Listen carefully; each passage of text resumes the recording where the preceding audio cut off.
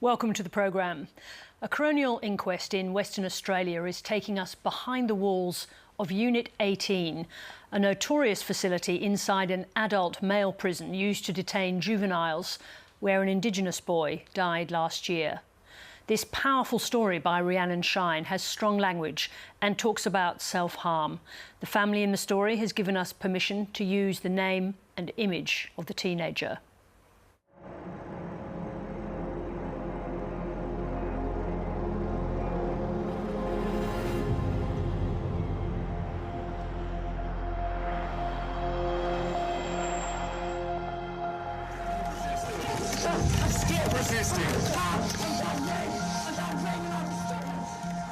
It didn't happen overnight. The situation inside Western Australia's notorious youth detention facilities has been deteriorating for years. It's lawless, it's inhumane. It couldn't get any worse. And we are paying the price for it now. Look at all the little ones here. They're the next generation growing up. Are they in the next cell getting bashed around? Stop it now! The state government says there are no simple solutions for managing youth who are most complex, challenging and often dangerous. But the warnings have been loud and clear, including from a top judge responsible for sending young criminals there. A barbaric dungeon, worse than any adult prison. We begged them not to open up Unit 18, and they did! In 2022, the prison's watchdog told 730. I was really concerned that we would finish up with a youth suicide, and those concerns haven't gone away. What do we want? Justice! When do we want it? Now! What do we want? Justice! When do we want it? Now!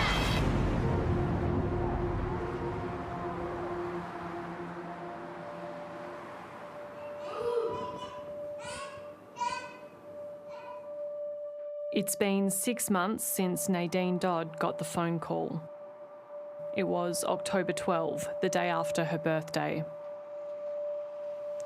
Nobody want to get a phone call from a unit and say that your son is fighting for his life. That's the worst feeling that anybody in this world can go through.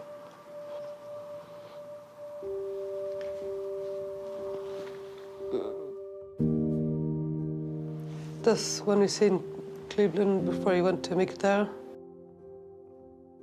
16-year-old Cleveland Dodd was found hanging in his cell in the early hours of the morning. He died in hospital a week later.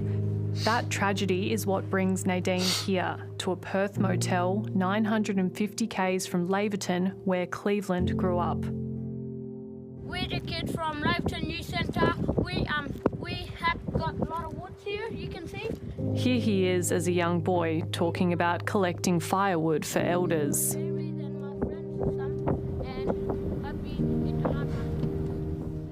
Every day she's travelled to the Perth Coroner's Court, hoping to find out how Cleveland became the first child to die in youth detention in Western Australia. He was first sent to WA's only youth detention centre, Banksia Hill, when he was just 12 years old. He was in and out a few times in the years that followed. Then, in September 2022, he was transferred to a new facility known as Unit 18. Christine, tell me, where are we and why are we here today? We're standing in the middle of our newly gazetted youth custodial facility. Unit 18 is part of Casuarina Prison, a maximum security adult men's prison. It was opened after riots at Banksia Hill and was described as a way of keeping staff and the state's most challenging juveniles safe. The amount of destruction that these detainees have been undertaking on that site means that I can't look after them safely on that site anymore. According to WA's Children's Court President, Hilton Quayle, the destructive behaviour at Banksia Hill was a result of detainees being placed in extended periods of solitary confinement. All rise. As a serving judge, Quayle declined 730's interview request, but in previous sentencing remarks, he's described it as prolonged, systematic dehumanisation and deprivation. kids are in there for 22 hours a day, 23 hours a day. We can't go past what Paul Cleveland went through. Out of his 86 days, 75 of those days were at least 22 hours in his cell, in a grotesque, stir-crazy cell. That is a recipe for acute and chronic unwellness. The inquest heard Cleveland was sent to Unit 18 because he was self-harming, absconding and being aggressive with staff. It heard that virtually all the detainees there self-harm, but unlike Banksia Hill, Unit 18 does not have an intensive supervision unit for monitoring suicidal detainees. And because they often cover their cell cameras, it is impossible to monitor them 24/7. So no one was watching when Cleveland fatally self-harmed. There's every amount of supervision afforded to people in the intensive supervision unit is afforded to juveniles in Unit 18. It is the safest place we have for this group.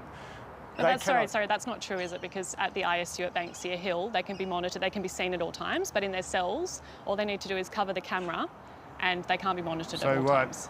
Juveniles were covering cameras. I can't talk specifically about the inquest, but there's fewer incidents of that occurring, but it still does happen, but the covering is not tolerated and it is removed.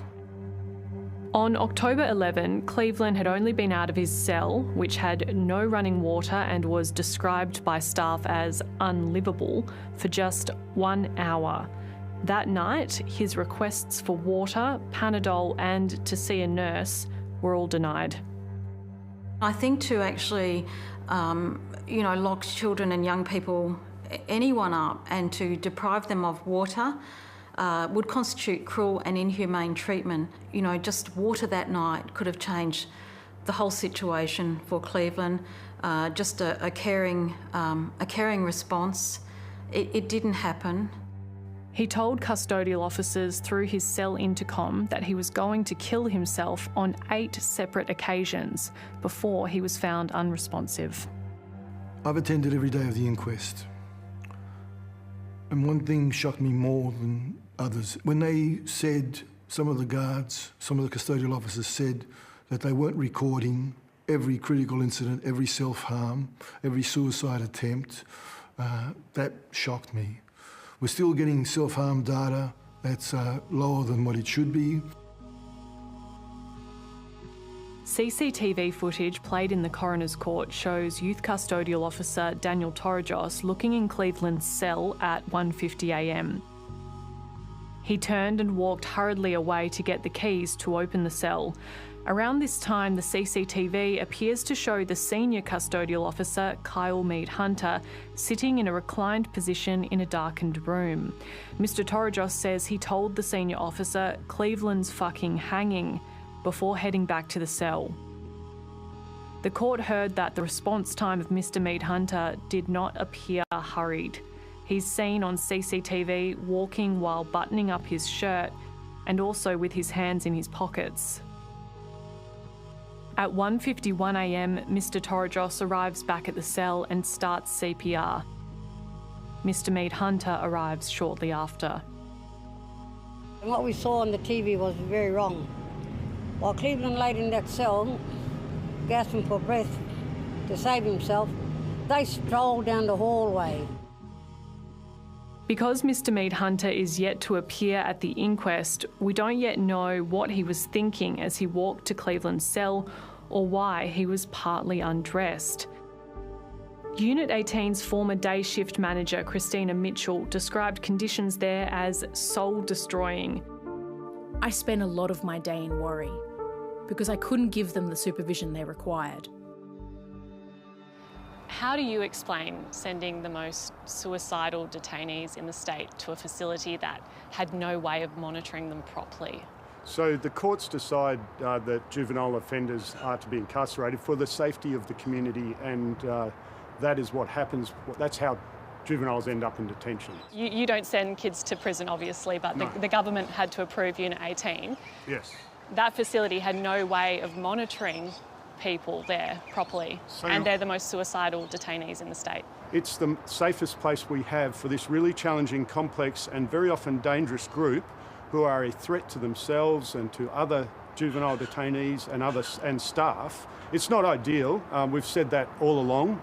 That's why we've allocated $1 million to a business case to design and identify a better location purpose-built for this cohort.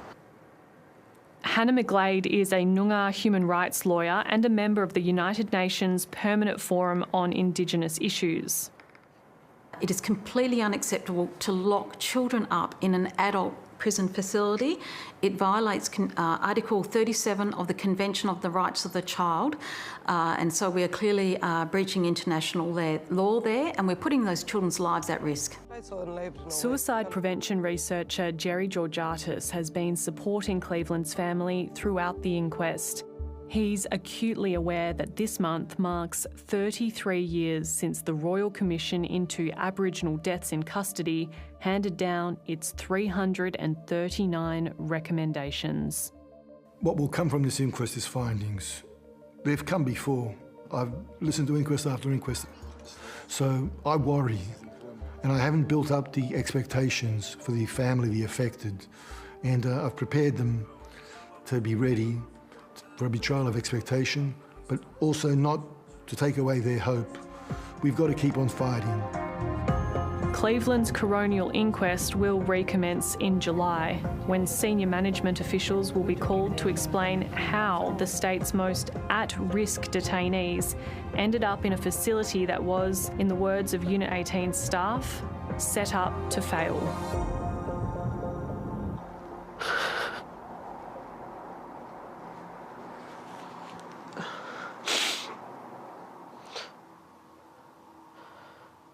Well, I thought my son was coming home to me. Do you think your son is safe in prison, getting watched 24/7, but this happens? I came this far without giving up because of him, because of my son.